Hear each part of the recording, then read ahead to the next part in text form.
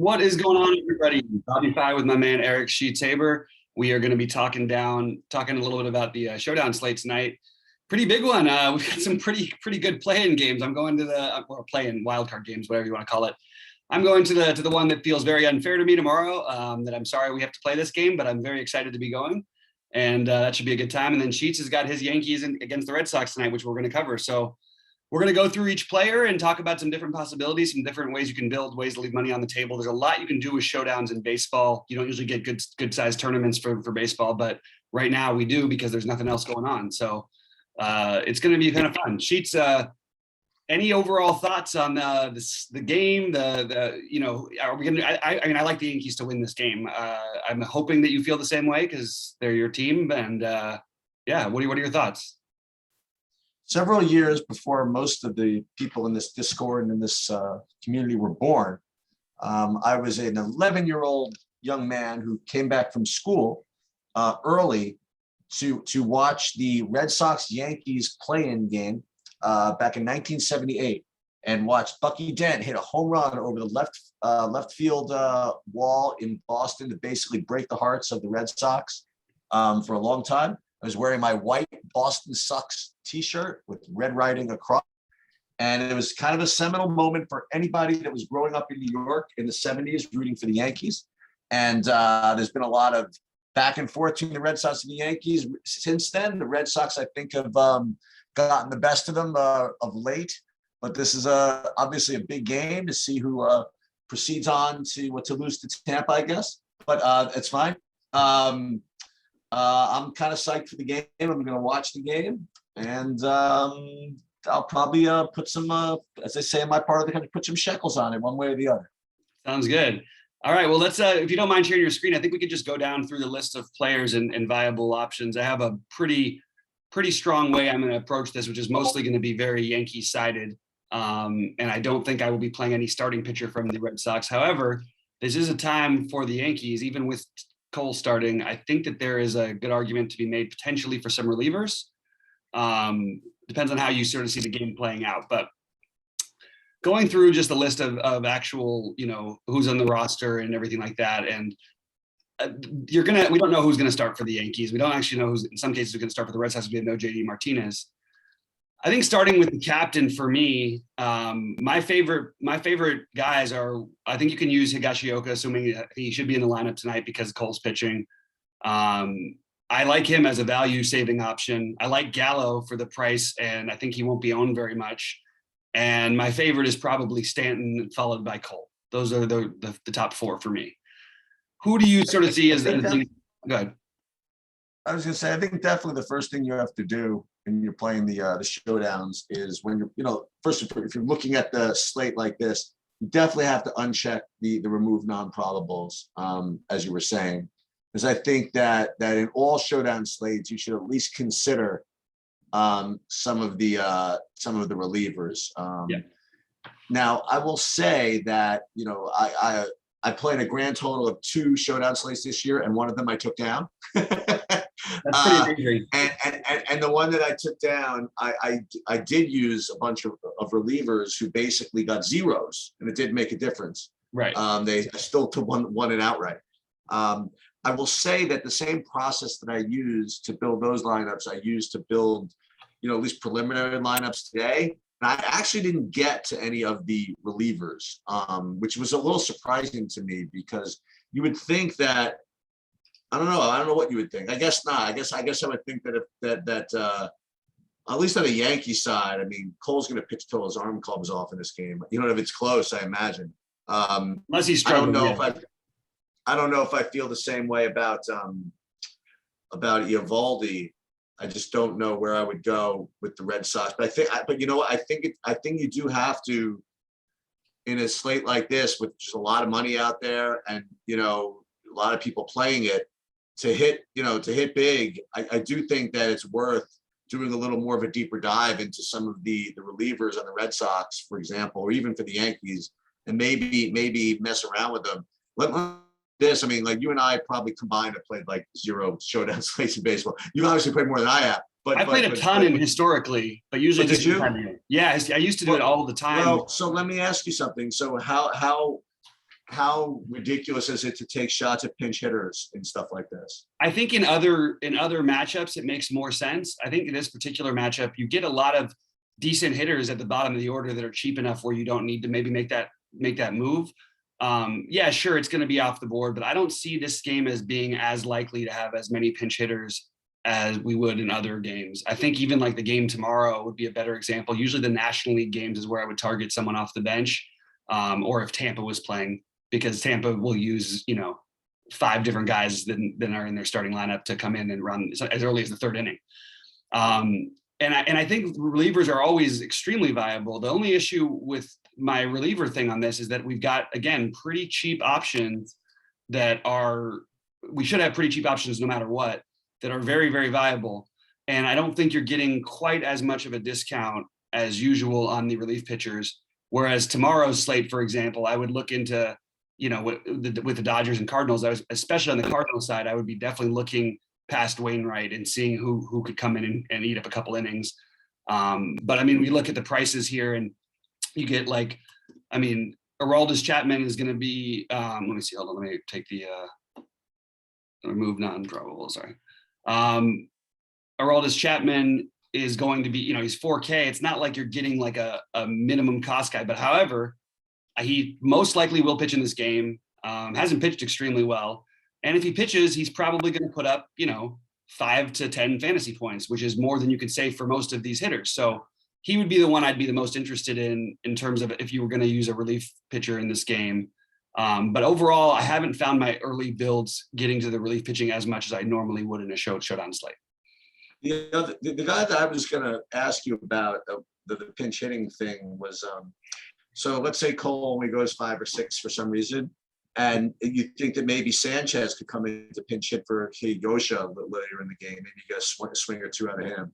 Yeah, it's definitely possible. There's an outside chance they could do something funny like that, and then even potentially, I'm actually curious to see how the lineup shakes out because there's a way they could both play. Sanchez and Higashioka, but I think that most likely you're right. So Sanchez would be probably the most valuable of the guys you mentioned, just for that reason.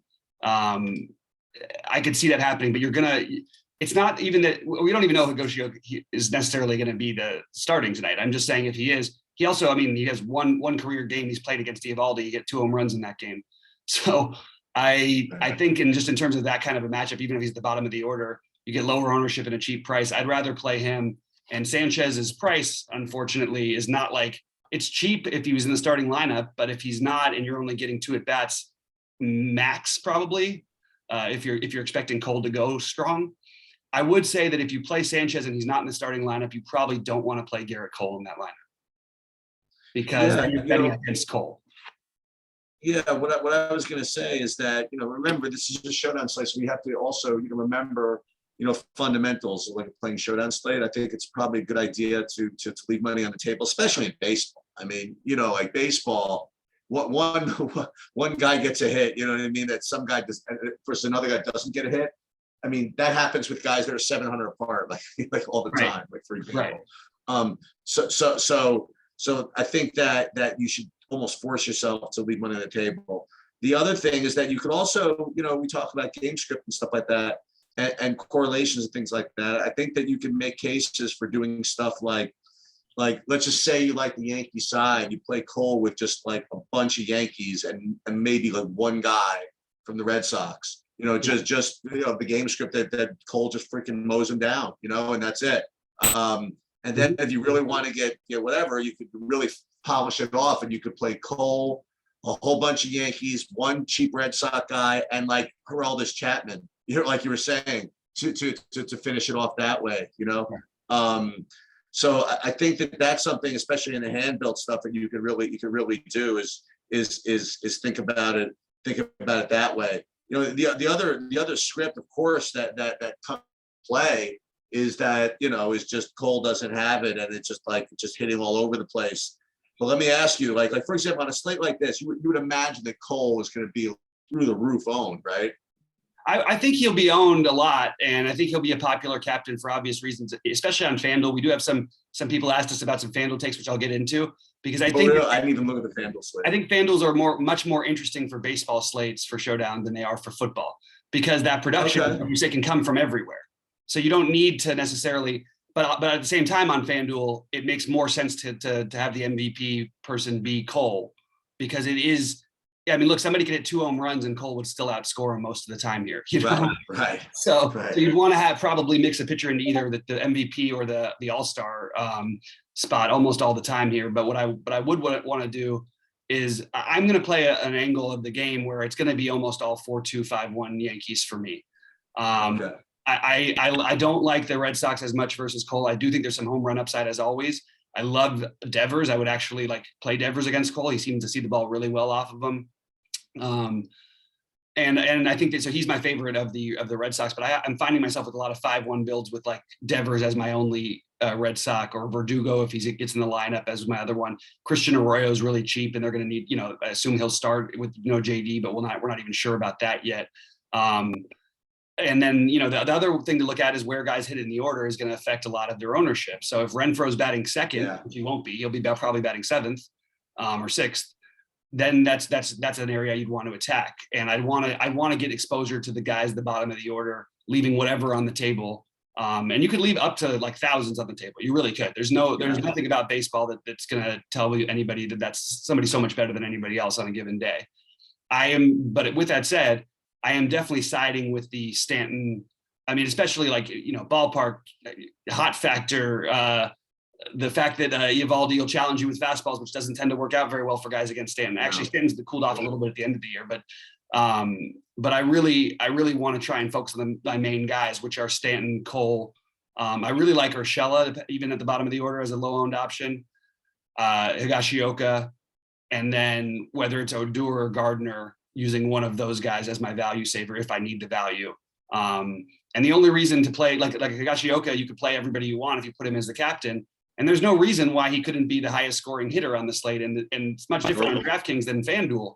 So why wouldn't we, take that shot over here where we're saving the money actually matters a little bit. And more importantly, you're pitching, if you hit 2 home runs on DraftKings, Cole's going to have a hell of a game to beat you. You know what I mean? Right. So I do think that I lean with Cole, Stanton, Higashioka, all for different reasons, as my MVPs, as my favorites. And then I want to get some Joey Gallo exposure as well. The guys who you're not going to get really low ownership on anybody, basically. It's going to be somewhat spread out, with the exception potentially of if Renfroe's at the bottom of the lineup, if Verdugo's at the very bottom of the lineup. Christian Arroyo probably will still have ownership because of his price. So will Odor. I think Anthony Rizzo will be forgotten a little bit on this one. So he's another guy who you could put in there. But I do really want to focus mainly on using those same guys as my captains, and then mixing in a little bit of other stuff. I do, again, I also like Urshela quite a bit as well here. Again, you don't need home runs. There will probably be some home runs hit. So hopefully it's from your other guys. And maybe Urshela does, occasionally he can knock one out. But you could get 10 points or 8 points from a hitter, and you're in good shape mostly for the postseason games. I do think this game, the total of this game is a little surprising to me. I would have thought the Yankees would have a much higher run total than they have right now.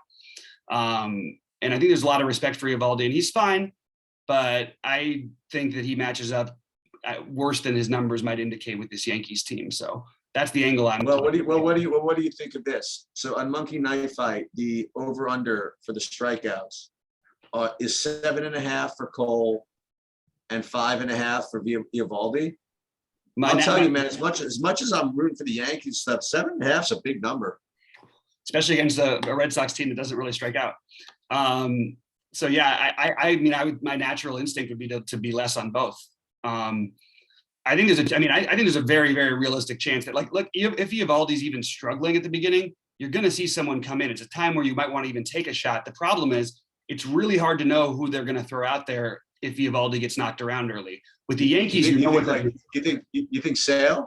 Sale, Pivetta. Those would be the two I would think about. I think that Sale, just in terms of matchups, I mean, look, obviously he's 1,000 times the pitcher Pivetta is, but throwing Sale out there against this right-handed dominant Yankees team when he has had trouble getting out righty since he came back from the injured list, is a little bit, makes it a little bit less interesting to me. But I sort of like the under on both. It certainly wouldn't surprise me if Garrett Cole went out and struck out 10 batters, but I think that you're going to see under more often than over on that high number, like you mentioned. We're going to do that. We're going to go under in both. Yeah. Even with that, I mean, still Cole with 7 strikeouts and, is still going to put up 20 plus fantasy points and gets the, it could be 26 or 28, even with less than 7 strikeouts. So I still do think you're going to want Cole in most of your lineups, unless you want to just play the angle. And if you're not playing Cole, you should really be playing at least probably 3 Red Sox, because it's going to take a lot for them to get to him. It's not going to, he can give up a couple solo home runs. And like you said, he'll just keep pitching. It's not going to make any difference. Before we leave the fun here, so I just want to show you this. You don't even probably have ever been on Prize Picks. So Prize Picks is very similar to Monkey Knife Fight. You pick these little props here, and here has a couple from the game, and it also gets you access to some of this Dodger stuff. Yeah. So if you look at this is total bases, and you can go over under some of these guys with total bases, like Judge is 1.5, Betts is 1.5, Turner is 1.5, Seager is 1.5. And then the lower tier guys, you can go Odor at 0.5, Arroyo 0.5, and on at 0.5. Do any of those, like, just I have the page up, like anything jump out at you? I think that Mookie, Turner's probably my favorite to go. I would bet over on that one for sure. But Mookie and then Seager would be my next 2 favorites, probably, followed by Judge. And all to go over, you think? To go over. I would bet those guys the over. With Arroyo and Odor, it's too easy for someone just to get one hit. If my natural instinct would be to take the over ahead of Arroyo ahead of Odor, just because Odor doesn't walk much and he strikes out a ton. But I actually prefer Odor as a GPP play on DraftKings and Fanduel because he does have the power upside. But if you're just saying who goes over more likely here, I think it's more likely Odor than Arroyo. But we don't even know that Arroyo's playing yet. So maybe now is the time you do take the under on Arroyo. Just hope if he does play, he doesn't get there. And right. There's always a chance he doesn't even play. Who do you like? They're smart on Prize Picks. They don't like you pick more than 2 guys from the same team for correlation purposes. Who do you like the best? Your top 2 between Betts, Seager, and Turner to get 1.5. You said Turner's your favorite, right? Turner's my favorite because you get so many extra ways he can do it. It would have to be Mookie if you're going to take, you know what I mean? Just because right. of the extra at-bat, right? Okay.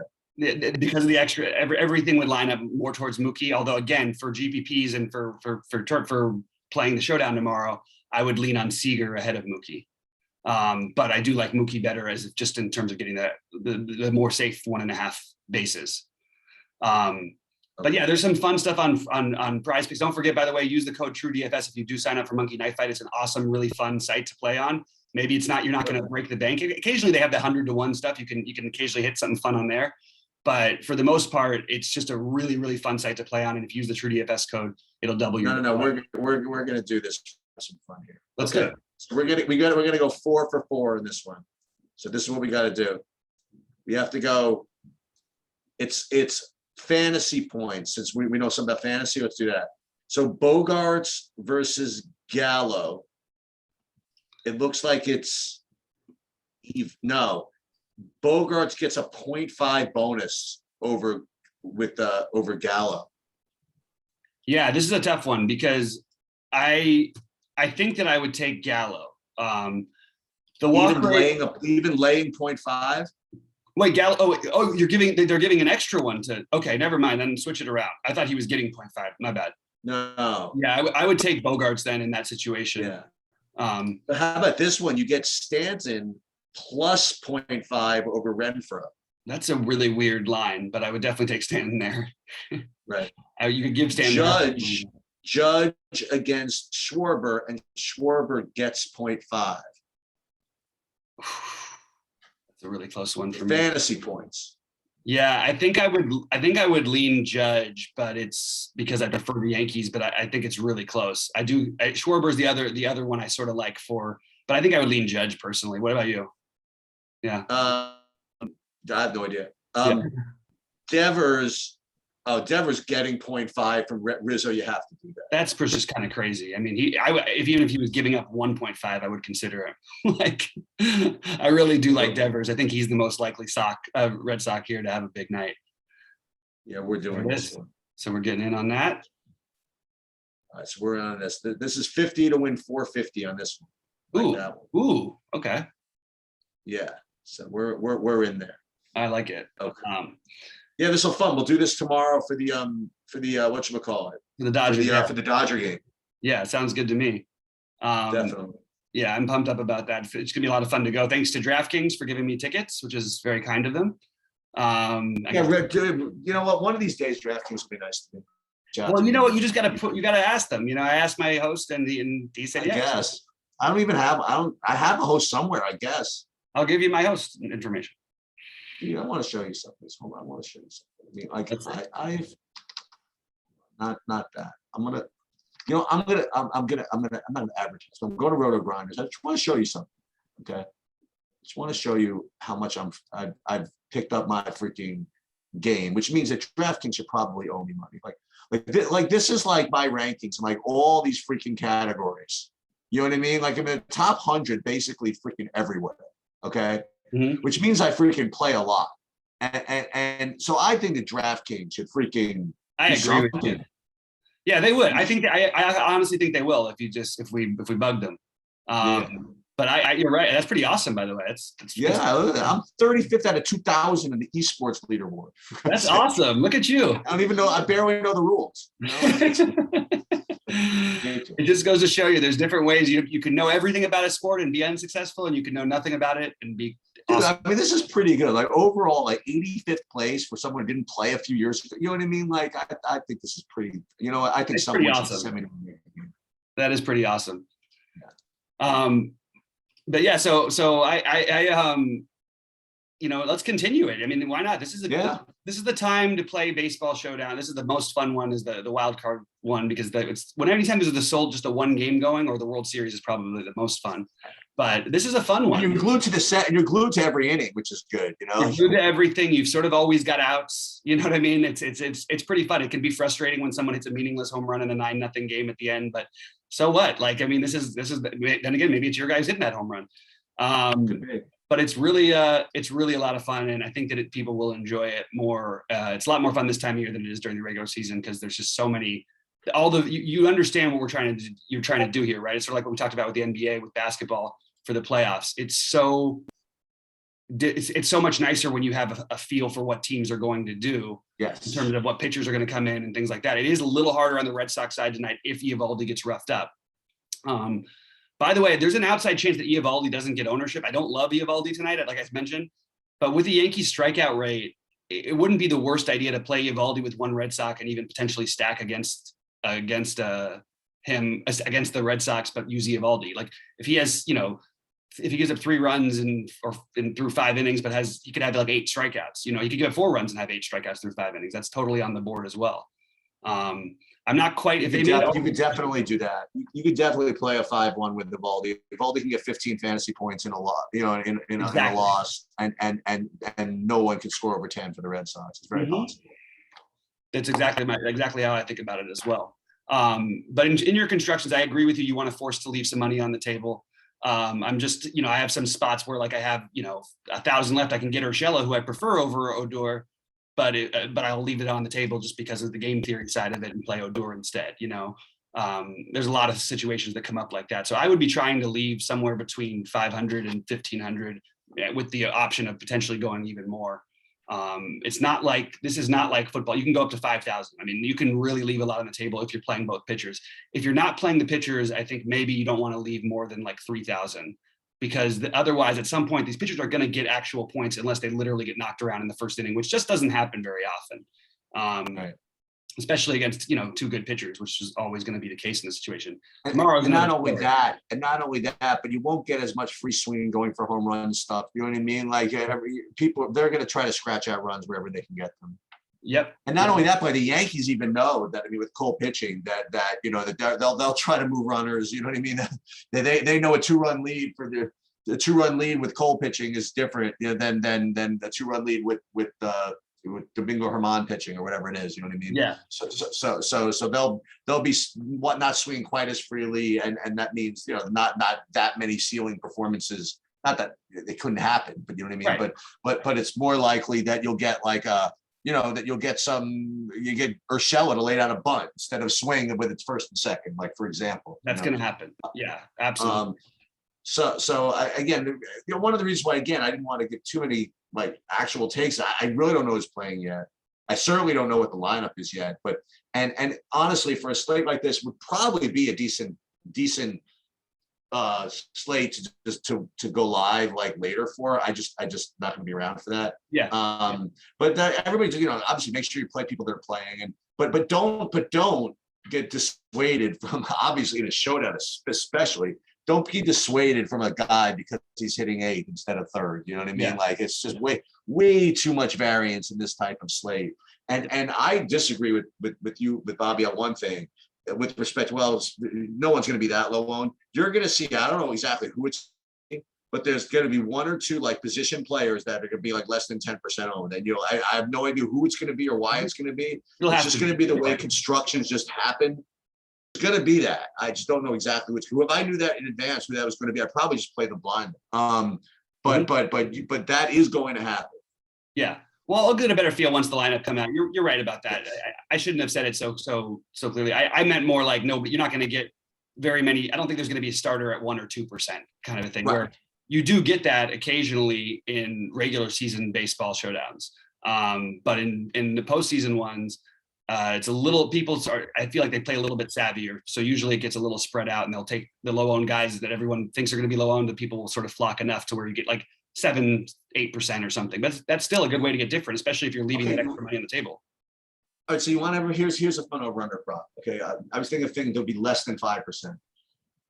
Do you think, I'll give you over under 1.9%. What do you think Christian Arroyo in the captains? I think he's going to be, you say 9%? 1.9%. 1.9. I think that's probably, I'd say I take the under, but it's close. Yeah, it is pretty close, right? Yeah. But I think if you do that, you take the other guy who's going to be like 2%, which is going to be Odor if he's batting 9th. You know, you take the guy who has a little bit of power. Right. Or even the guy like, so a guy like Verdugo I don't even know if he makes the lineup today for the Reds. I assume he does because we have but this is like a really good real life hitter who's not going to put up a bunch of zeros very often, and who's going to be the guy who tends to just get the hits. And he's a 300 hitter, and no one ever realizes it because he doesn't have the same power that some of his teammates do. What happens though in the postseason, and it's so strange how it works, is oftentimes the guys who hit home runs during the regular season, they will level out their swings and try to have good at bats and not take the giant 2-strike cuts that they always do. Where a guy like Kevin Kiermaier, I think last postseason, hit more home runs than he hit the entire last season and this season combined, just in the postseason last year, because the guy who has just and Verdugo strikes me as one of those guys as well. You know, we don't know how the lineup's going to shake out. Bobby Dahlbeck might be in there, might not be. If you're going to take a guy off the bench, Dahlbeck would probably be even though he's got cost something. I don't know how it works exactly, but I could see him coming in early if they were down big in the spot and there's 1st and 2nd or something like that. And he obviously has the power. And obviously once he's in, he's probably staying in. So, you know, obviously we're gonna have to wait to see about lineups. We don't know whether it's going to be Plawecki or Vasquez for Boston. I would guess Plawecki, but I would say that would be like the worst kind of play, because Higashioka, well, yes, there's a chance he comes out for Stanton. Cole is going to pitch longer than Eovaldi most of the time here. So I think that that's why I'm pairing my Cole lineups with Eovaldi. And I am having a hard time fading Cole in general, but I think there's plenty of other ways we can get different. And you could literally just play the bottom of the stack, play the 7, 8, 9. Correlation matters so much more on these showdown slates. So getting guys a little bit in the same order, they don't all have to be, but you're that extra run that you get and the RBI makes those 2 points make a huge difference when you're trying to win these things.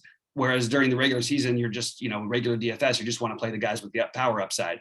I would just use the power upside guys for the captain spot. That's basically the only thing I would recommend if you're going to play that. And if you wanted to, you could play Cole in the cap. You know what I mean? And you could play lineups. I mean, it's not like you can't play lineups. I mean, no, it's easy to do. like you said, yeah, he goes is free, you know, and Yeah. Odor, if he starts, is free, and Urshela is certainly value at 50. You know what I mean? Like those guys, this stuff you could do.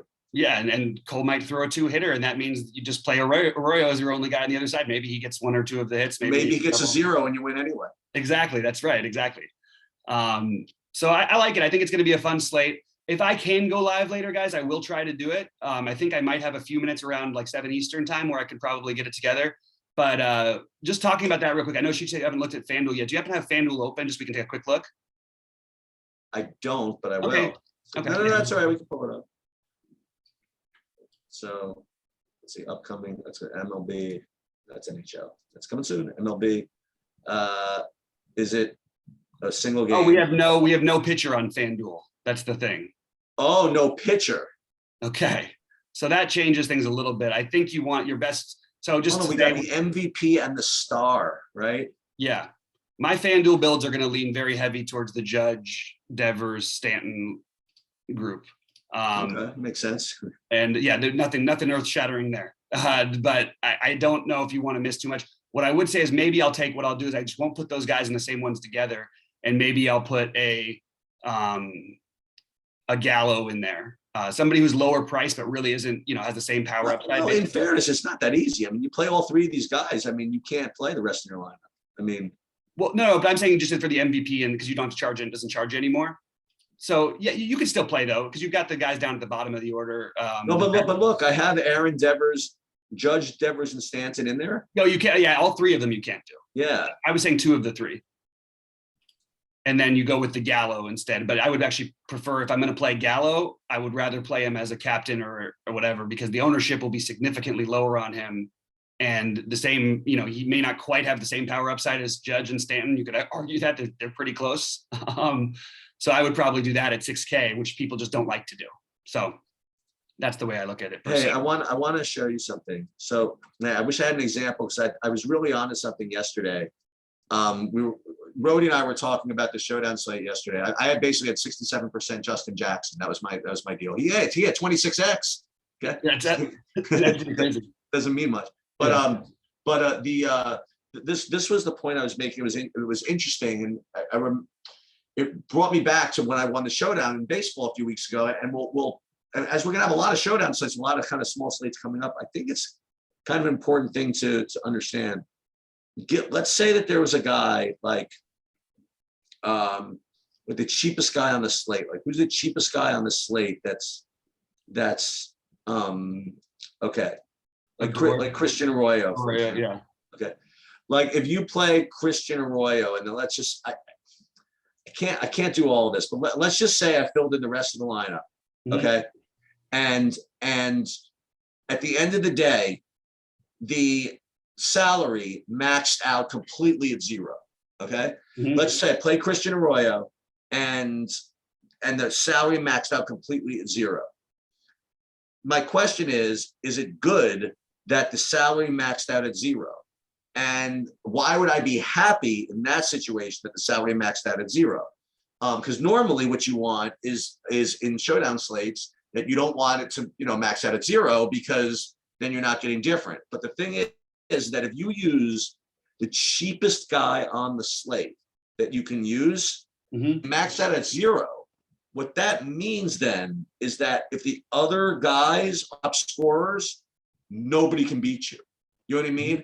And you can win with the 0. You know what I mean? So I don't know. I think that's somewhat interesting. Like when you have limited options, if you go down to the cheapest guy on the slate that's even remotely viable. And that was I was playing one of these Justin Jackson lineups yesterday. He was literally 200. So if I played him, then I could use all those studs from last night, max complete out at 0, and assure myself that if all those other studs were the top scores, and they very well could have been, that nobody could possibly beat me, even if Justin Jackson gets 0. Because no one could afford those guys any other way. You know what I mean? Right. So I don't know. I just thought it's something to kind of think about in these kind of showdowns. I think that's a good point. Yeah. And I do want to get back to one last thing just about the Rizzo maybe being a little bit overlooked as a captain option. And I think that because of how much power the Yankees have, he's probably, 5th on the list on their team. Yep. And he's the one other guy who I didn't talk much about, but I do really like the idea of playing Rizzo, and he should match up fairly well with Eovaldi. So I think that's interesting. In fact, and I just keep going back to this, but I do think you can play 4 or 5 Yankees and use Eovaldi potentially even as a captain. There is an outside chance that they could. I mean, they can get to them afterwards. There could be a low scoring game. You play Cole in the same lineup, and these Yankees are strikeout heavy. And it's funny because since we did that bet, I'm looking around at other sports books right now, and they've got Cole a 6.5K prop. So automatically, I feel like we made a good decision. You know, I mean, regardless of whether it would happen. Yes. Yeah. If that's what most of the world is starting to think now, and it's, you know, since that was probably put up at midnight or whatever. Yep. But yeah, it should be a lot of fun, guys. Hopefully we have a great postseason to end up the baseball season wrong. If we don't, for me, it's going to be a baseball season where it'll be my first losing baseball season that I've ever had. So I need to win in the playoffs to get back. I'm close-ish to getting back. You know what they say with these GPPs. You only need one. Mm-hmm. You're absolutely right. Hey, I'm a Patrick Wisdom swing away from having a nice year. Only need one. That's right. All right, everybody. Well, good luck to everybody out there. We will. I'll try to see you guys later. If we don't, I will post my thoughts. I'll be in Discord all day and all that stuff. So let's crush it tonight, guys. Good luck, everybody. All right, sounds